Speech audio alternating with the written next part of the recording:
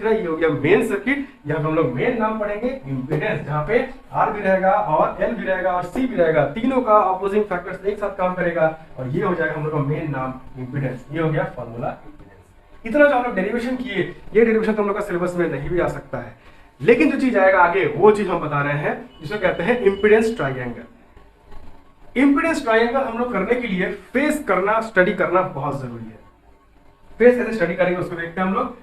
Phase diagram जो हम लोग इतना दिन से बनाते आ रहे हैं, अब हम लोग को आइडिया हो गया होगा कि किस तरीके से फेस डायग्राम बनता है।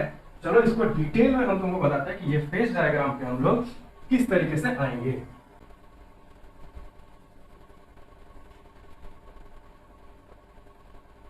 देखो पहला जो हमारा स्टार्टिंग है कि करंट कितना एंगल लेके है, ओमेगा टी लेके एंगल पे है, तो चलो इसको पहले हम यहाँ पे बनाते हैं। ये वाले डायग्राम में सिर्फ और सिर्फ हम लोग रिप्रेजेंट करेंगे करंट का फेज, यानी ओमेगा टी पे है तो ये हो गया हमारा करंट आई या आई नॉट कह सकते हैं। ये ओमेगा टी का फेज बना के यहां पे है। अब हमारे सर्किट में आर है, एल है, सी है, रेजिस्टेंस है, इंडक्टर है, कैपेसिटर है। ये सबको अगर हम लोग देखते हैं तो फॉर आर, अच्छा काम करते हैं, एक ही बारे बनाते हैं, समझ में आ जाएगा सब। चलो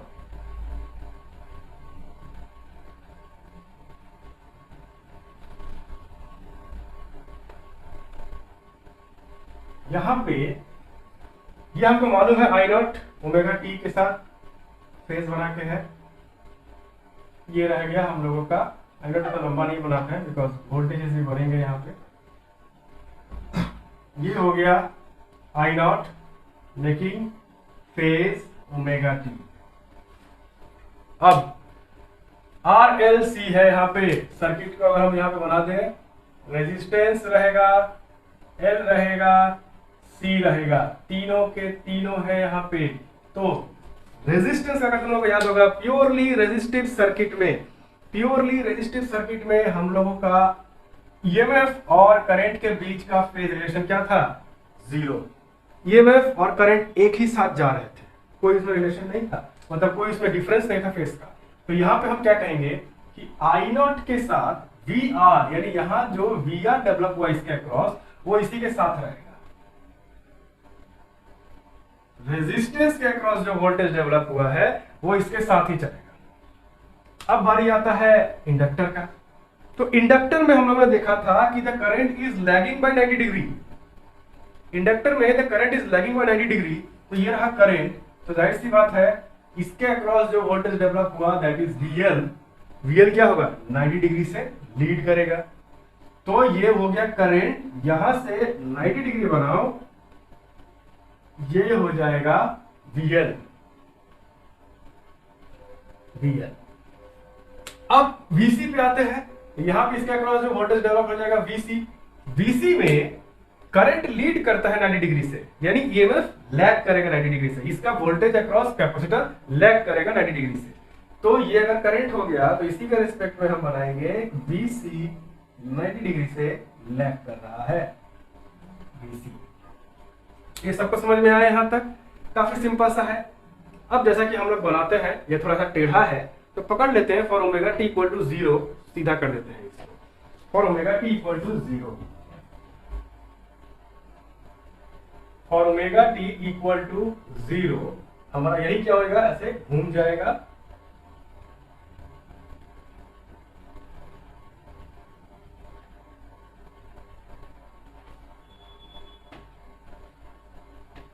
यानी इसी पे हम लोग रिप्रेजेंट करेंगे आई not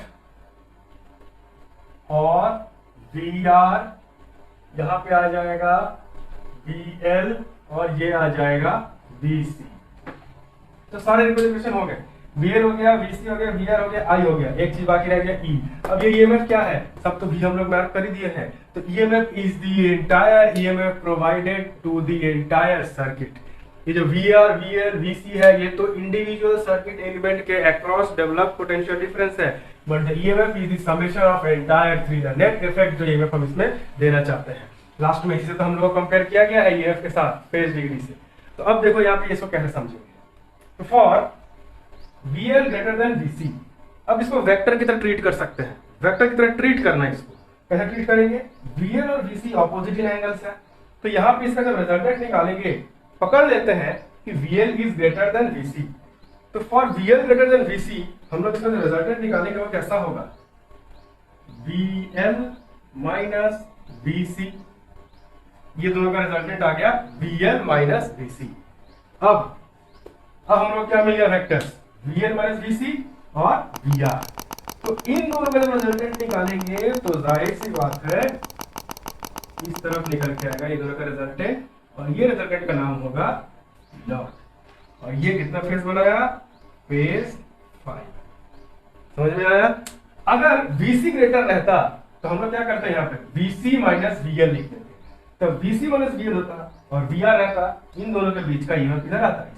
Then in that case EMF will be lagging by phase 5। समझ में आ रहा है?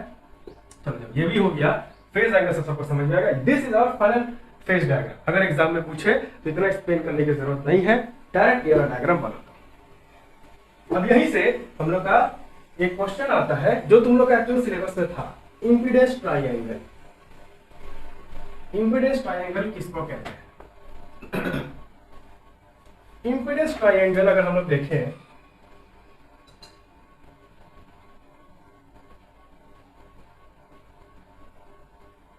impedance triangle is a fancy name for finding the impedance। ये देखो यहाँ पे सिर्फ हम ये वाला पोर्शन को काट के निकालते हैं, E और I। ये काम करते हैं ना, ये तो देखो यहां से अगर एक परपेंडिकुलर बनाते हैं या फिर इसी जो VL माइनस VC है इसी का पैरेलल वेक्टर इस तरह का बना दिए हम लोग, तो ये क्या दिखेगा?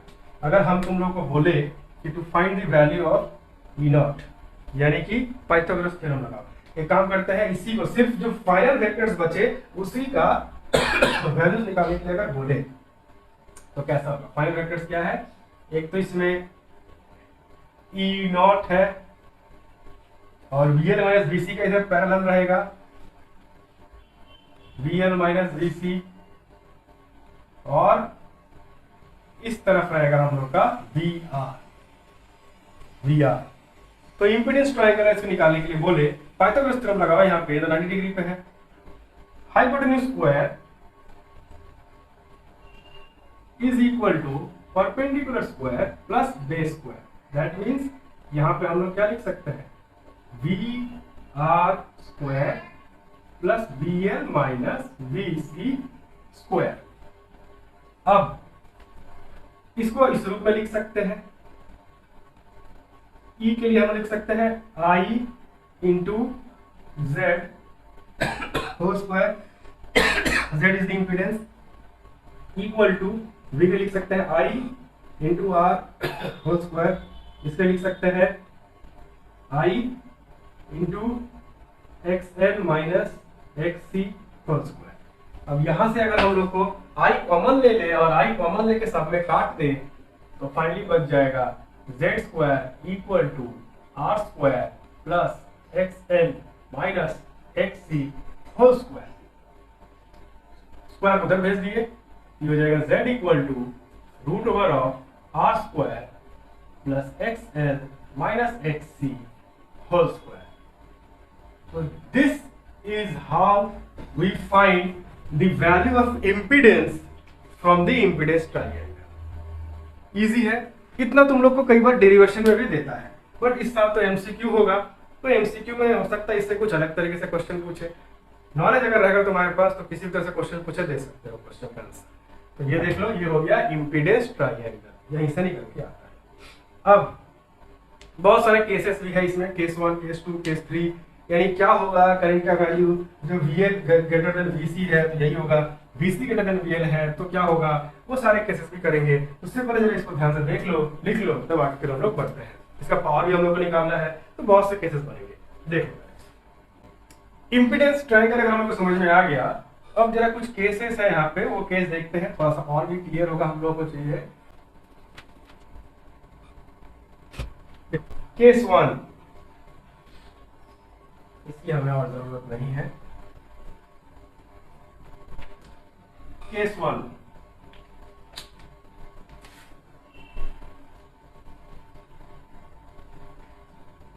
केस 1 में when VL is greater than VC, when VL is greater than VC, और दूसरी भाषा में XL is greater than VC XC, that means inductive reactance is greater than capacitive reactance। तो in that case हम लोग क्या दिख रहा है, VL is greater than VC, तो इन दोनों का रिजल्टेंट कहाँ पे आ गया, इस तरफ आ गया, और फिर VL माइनस VC और VR के बीच में जो हम लोगों ने निकाला ये वो किधर है, इस तरफ आया। That means the angle phase क्या हो गया, फेज फाई इधर आया। इससे पहले एक काम करते हैं, फेज फाई निकालने का वैल्यू तुम लोग को हम दिखाए थे, tan फाई कैसे निकालते हैं, दैट tan फाई हम लोग कैसे निकाले थे, based on the mathematical calculation. ये ग्राफ के हिसाब से भी tan फाई कैसे निकालेंगे हम लोग, इसके हिसाब से अगर हम लोग tan फाई निकालने जाए यहाँ पे निकालते हैं, tan phi will be equal to, ये वाले ट्रायंगल में देखो, ये वाले ट्रायंगल में ये क्या है, पैरेलल वेक्टर, यही VL माइनस VC का ही पैरेलल वेक्टर है इस तरफ। तो हम लोग क्या लिख सकते हैं, tan phi is equal to perpendicular by base, तो परपेंडिकुलर क्या हो जाएगा यहाँ पे, VL minus VC, VL minus VC by base क्या है, VR। तो इसी को हम लोग इस रूप में लिख सकते हैं, XL minus XC by R, ये हो गया tan phi, and phi is equal to tan inverse of this. तो यहाँ से हम लोग फेज फाई जो है वो निकाल सकते हैं। अब यहाँ पर देखो, if VL is greater than VC या XL is greater than XC, तो XL is greater than XC, तो ये क्या आएगा, पॉजिटिव वैल्यू देगा हम लोगों को, पॉजिटिव वैल्यू देगा, तो positive value by positive value of R, tan phi किस में आएगा, पॉजिटिव में आएगा, और फाई जब निकालेंगे तो फाई एंगल भी किस में आएगा, पॉजिटिव में ही आएगा, पॉजिटिव में आएगा। दैट मीन्स क्या दिखा रहा है कि it will be above x axis, that means it will lead the current, यानी करंट से ज्यादा आगे रहेगा, it will lead by angle phi and current will lag by phase angle phi। तो यहाँ पर हम लोग क्या कह सकते हैं, when VL is greater than VC और XL is greater than XC, then XL minus XC और VL minus VC is positive, therefore tan phi और phi is positive। as a result हम लोग यहाँ पे कह सकते हैं, as a result E leads by phase angle phi या I lags by phase phi। Simple समझ में आया। अब देखो केस 2,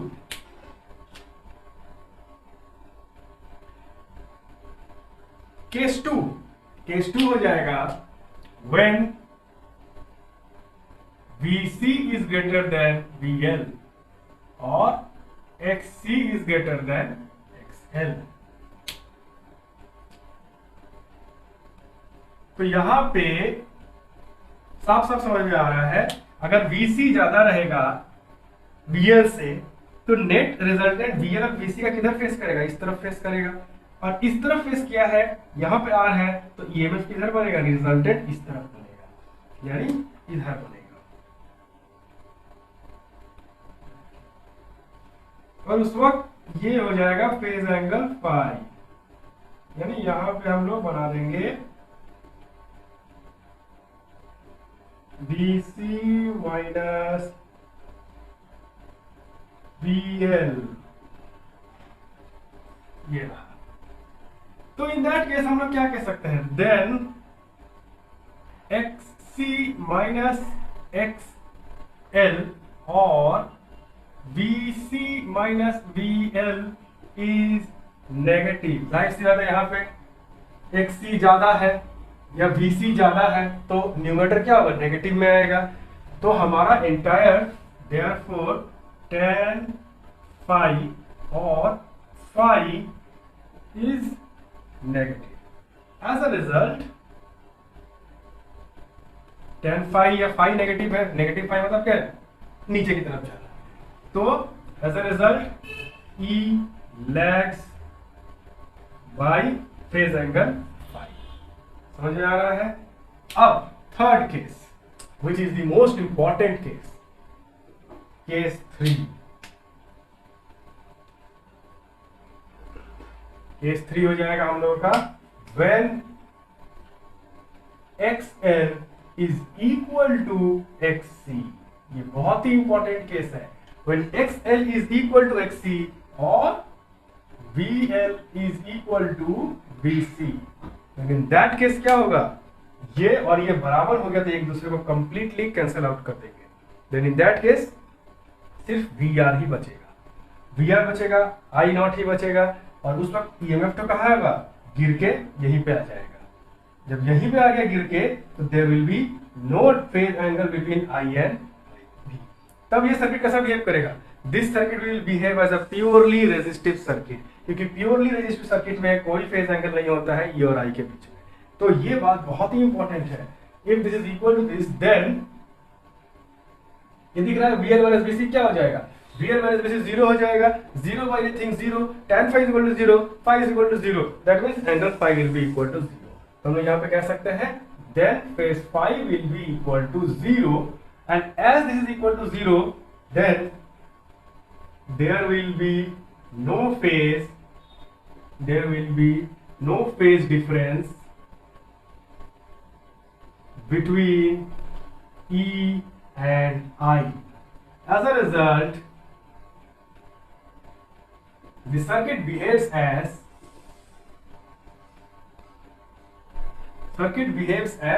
purely resistive circuit।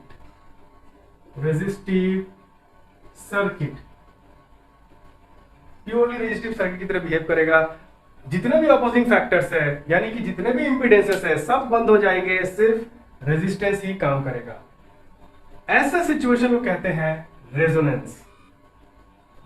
ये याद रखना, क्योंकि ये रेजोनेंस के ऊपर जाके अब आगे जाके हम लोग इसी पे काम करने वाले हैं, टॉपिक बनेगा यही रेजोनेंस। तो then this situation is known as resonance. This situation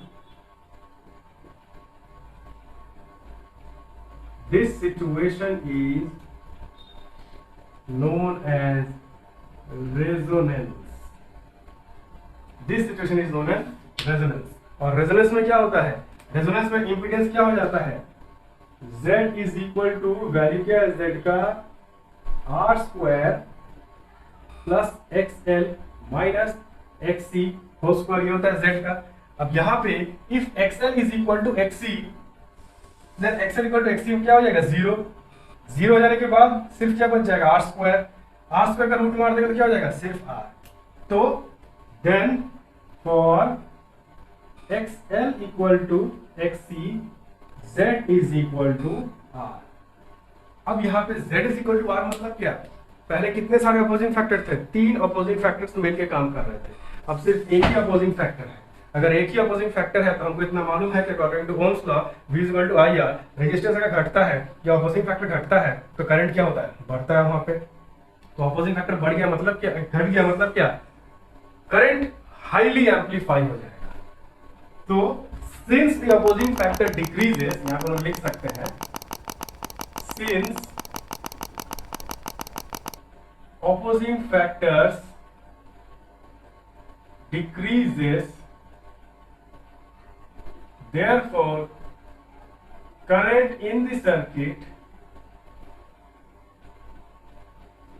increases। current in the circuit highly increases। ये बात याद रखना। रेजोनेंस में यही हमको दिखता है। इनफैक्ट क्लास 11 में जो हम लोग ने रेजोनेंस पढ़ा था वहां भी हम लोगों ने देखा था कि जब रेजोनेंस होता है, साउंड में हम लोगों ने रेजोनेंस पढ़ा था, जब साउंड में रेजोनेंस होता है तो साउंड का आवाज गूंज उठता है और तेज हो जाता है। बांसुरी, हम लोग बांसुरी लेके फूकेंगे तो फूकते रह जाएंगे, आवाज नहीं निकलेगा, लेकिन जिसको आता है बजाना वो लेके फूकेगा तो उसका आवाज कितना तेज हो जाता है। तो रेजोनेंस में जो नेट आउटपुट है वो बहुत तेज हो जाता है। तो यहाँ पे हमें क्या दिख रहा है, रेजोनेंस हो रहा है तो हम लोग करंट क्या हो जाता है, बहुत ज्यादा बढ़ जाता है। और यही टेक्निक इस्तेमाल किया जाता है रेडियो में, टीवी के चैनल पलटने में। जैसे कि मान लो रेडियो में आरएल सर्किट, इनफैक्ट कोई भी इलेक्ट्रॉनिक डिवाइस है वहां पे आरएल सर्किट ही इस्तेमाल किया जाता है। एलसीआर सर्किट बोलो, आरसीआर सर्किट कुछ ही बोलो, एलसीआर सर्किट ही इस्तेमाल किया जाता है। वहां पे क्या करते हैं हम लोग, वहां पे मान लो जैसे कि मोबाइल फोन बोलो, मोबाइल फोन में हम लोग जो सिम डालते हैं, सिम में RLC का कुछ एक कंपोनेंट रहता है, उससे नेचुरल सर्किट, नेचुरल ये रेजोनेंस जिसको बोलते हैं, फ्रीक्वेंसी जिसमें रेजोनेट करता है, वो फ्रीक्वेंसी उस सिम में रहता है, उसी को नंबर के रूप में बोलते हैं, उस सर्किट में डाल देते हैं। अब जब फोन आता है तो टावर से पर्टिकुलर टावर समझ जाता है कि कौन सा फोन नंबर में रिंग करवाना है, उसी फ्रीक्वेंसी से वो टावर क्या करता है, चारों तरफ वेव्स छोड़ता है। अब जिस फोन नंबर का वो फ्रीक्वेंसी मैच नहीं करेगा उसमें रेजोनेंस नहीं होगा, रेजोनेंस नहीं हुआ तो उसमें करंट क्या होगा, घटा हुए रूप में आएगा। लेकिन जिस सेल फोन से, जिस नंबर से वो रेजोनेट कर रहा है, जो नंबर का फ्रीक्वेंसी से रेजोनेट हो रहा है, वो छोड़ा है वहां से वेव, वो वेव जैसे ही मोबाइल में रिसीव होगा, रिसीव होने के साथ साथ उसका नेचुरल फ्रीक्वेंसी या रेजोनेटिंग फ्रीक्वेंसी दोनों अगर बराबर हो गया तो वहां पे क्या हो जाएगा, XL इक्वल टू XC हो जाएगा। Then if XL is equal to XC तो वहां पे हम लोग क्या कह सकते हैं, सिर्फ और सिर्फ रेजिस्टेंस ही रहेगा, उसका करंट क्या हो जाएगा, बढ़ जाएगा, और करंट बढ़ने के कारण फोन ऑटोमेटिकली रिंग होना शुरू हो जाता है। नहीं तो क्लोनिंग, फोन क्लोनिंग किसको कहते थे पुराने जमाने में, अब ये सब बंद हो गया। फोन क्लोनिंग का मतलब है कि सिम कार्ड जो लिए हैं, सिम कार्ड का एक डुप्लीकेट सिम कार्ड बना देंगे, तो जब वहां से सिग्नल आएगा तो दोनों फोन बचेगा, तुम एक फोन उठाओगे, हम एक उठाएंगे, दोनों फोन में सिग्नल रहेगा, दोनों से ही बात होगा, बट तुम वहां से बात करते रहोगे, हम तुम्हारी सारी बातें इधर सुनते रहेंगे। वो होता था फोन क्लोनिंग। बट अब ये सिस्टम नहीं रहता है, क्योंकि वहाँ पे इंटेलिजेंस सिस्टम है, वो डिटेक्ट करता है कि एक तरफ सिग्नल आ रहा है कि दो तरफ सिग्नल आ रहा है, कहाँ सिग्नल आ रहा है। हालांकि ये सब चेंजेस है, बट फिर भी किया जा सकता है, जिसको आता है टेक्नोलॉजी का मतलब वो कर सकता है। But this is the main thing. इसके बारे में एप्लीकेशन और डिटेल में हम बताएंगे जब हम रेजोनेंस के ऊपर पढ़ेंगे और समझाएंगे तब। यहाँ से रेजोनेटिंग कंडीशन में हम निकाल सकते हैं XL is equal to XC, तो यहाँ से हम लोग लिख सकते हैं L omega is equal to 1 by omega C। यानी अगर हल्का से बता दें, इसके बारे में हम लोग और पढ़ेंगे, ये यहीं पे खत्म नहीं होगा, रेजोनेंस के ऊपर एक टॉपिक है, वहां पर हम ये और समझाएंगे। यहाँ पे फिर भी दिखा देते हैं, XL is equal to XC का मतलब होता है L omega equal to 1 by omega C, that means omega square is equal to 1 by LC, that means omega is equal to 1 by root LC। यानी इसका जो नेचुरल फ्रीक्वेंसी है जो set करना है, अब ओमेगा को भी अगर हम ओपन कर दें तो लिख सकते हैं frequency f is equal to 1 by 2 pi root LC। Omega का मतलब क्या होता है, 2 पाई f, तो 2 पाई नीचे भेज दिए, तो 1 बाई 2 पाई FC। LC दिख रहा है यहाँ पे, कितना का इंडक्टेंस लिए है L और कितना का C लिए है C, इससे हम लोग चेंज करके फिक्स कर सकते हैं उसका f नेचुरल फ्रीक्वेंसी क्या है। और ये जब टीवी का रिमोट में हम लोग चैनल चेंज करते हैं तो L या C को ही चेंज करते हैं, हम लोग L और C को चेंज करते हैं तो उसका फ्रीक्वेंसी चेंज होता है। और वहां से जो चैनल आता है, तार में जो चैनल आ रहा है, सारे के सारे चैनल अपने अपने फ्रीक्वेंसी पे ट्रांसमिट हो रहे हैं। मान लो कोई 10 हर्ट्ज पे, कोई 20 हर्ट्ज पे, कोई 30 हर्ट्ज पे, और जो हमारा सर्किट है टीवी का वो सेट किया गया 40 हर्ट्ज पे, तो कोई चैनल नहीं पकड़ेगा। हम इसको चेंज किए, L और C चेंज किए, अपना सर्किट का नेचुरल फ्रीक्वेंसी चेंज कर दिया 20 हर्ट्ज पे। जैसे ही 20 हर्ट्ज पे चेंज हुआ तो जो 20 हर्ट्ज का चैनल आ रहा है वो इसका रेजोनेंस कर जाएगा। रेजोनेंस कर जाएगा तो क्या होगा, उसका सर्किट का रेजिस्टेंस पूरा कम जाएगा, जितना भी इंपेडेंस कम जाएगा, सिर्फ रेजिस्टेंस रहेगा, करंट बढ़ जाएगा और वो चैनल हमको दिखना शुरू हो जाएगा पिक्चर ट्यूब में। फिर जैसे ही चेंज कर देंगे LC में से कुछ भी चेंज, तो फ्रीक्वेंसी चेंज हो जाएगा, 10 हर्ट्ज पे आ गया, 10 हर्ट्ज, अब 10 हर्ट्ज पे आने वाला चैनल उसका रेजोनेंस करवा देगा। और चेंज कर दिए 50 हर्ट्ज पे, इसका नेचुरल फ्रीक्वेंसी बन गया, तो 50 हर्ट्ज पे कोई भी चैनल नहीं आ रहा, जिग जिग जिग जिग जिग जिग करता रहेगा। आज का स्मार्ट टीवी है, वो खुद ही अपने आप को सेट कर लेता है कि हिसाब से किस पे आ रहा है और चूज करके हम लोग को बता देता है, हम लोग को चेंज करने की जरूरत नहीं पड़ती, वो चैनल का लिस्ट दिखा देता है क्या क्या चैनल अवेलेबल है। तो इस तरीके से हम लोग ये स्टार्टिंग किए थे। रेडियो भी यही करते हैं, चेंज करते थे, देखते हो चेंज करते करते चैनल तो एक्चुअली आने से पहले ही हल्का हल्का आवाज आना शुरू हो जाता है, मतलब ये हल्का हल्का रेजोनेंस करता है, रेजोनेंस नहीं कर रहा है, क्या वो XL माइनस XC पे कमते जा रहा है, कमते कमते कमते कमते जब पूरा कम जाएगा, रेजोनेंस हो जाएगा, तब अच्छा सुनाई देता है। तो इसके बाद आगे बढ़ाओगे तो फिर से नहीं सुनाई देगा। डिजिटल मोबाइल में ये चीज करोगे तो नहीं होगा तुम लोगों को, क्योंकि मोबाइल स्मार्टफोन होता है, स्मार्टफोन पर्टिकुलर डिटेक्ट कर लेगा कि ये फ्रीक्वेंसी पे रेजोनेंस कर रहा है, वहीं पे सेट कर देगा। ये चीज तुमको एनालॉग रेडियो, जो पुराने जमाने के रेडियो होते हैं, वो रेडियो में तुमको सुनने को मिल जाएगा। तो ये हो गया सारे के सारे केसेस रिलेटेड टू फेस। अब इसके बाद हम लोग इसका पावर के बारे में स्टडी करेंगे। पावर में जब स्टडी करेंगे तो देखेंगे उसमें भी केसेस है बहुत सारे, तो उसको भी हम लोग देखेंगे। बट उससे पहले जरा इसको देख लो, समझ लो, फिर पावर के सेक्टर में जाते हैं। पावर का क्या कहानी है वो भी देखते हैं।